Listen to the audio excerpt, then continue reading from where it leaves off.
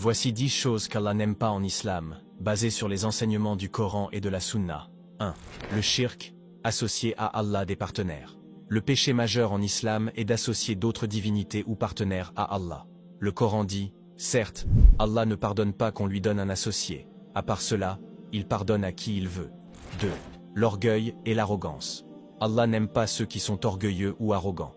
Le prophète Muhammad sallallahu alayhi wa sallam a dit, celui qui a dans son cœur le poids d'un atome d'orgueil n'entrera pas au paradis. 3. L'injustice, az-zulm.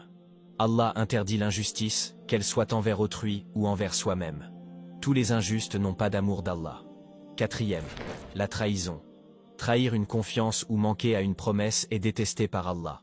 Certes, Allah n'aime pas celui qui est traître et pécheur. 5.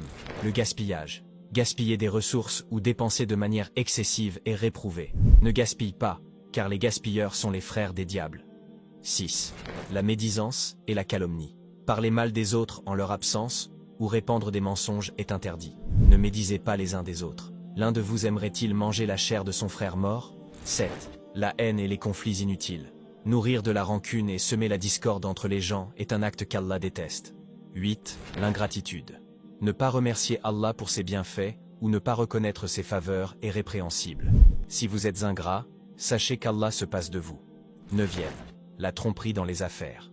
Tromper les autres, notamment en affaires ou en commerce, est interdit. Le prophète sallallahu alayhi wa sallam a dit, celui qui nous trompe n'est pas des nôtres. 10. L'insolence et le manque de respect. Être insolent envers les autres, y compris envers ses parents ou ceux en position d'autorité, est une attitude qu'Allah n'apprécie pas. Chacun de ces points appelle les croyants à cultiver des qualités opposées. La foi pure, l'humilité, la justice, la reconnaissance et le bon comportement. Dites Allahu Akbar dans les commentaires.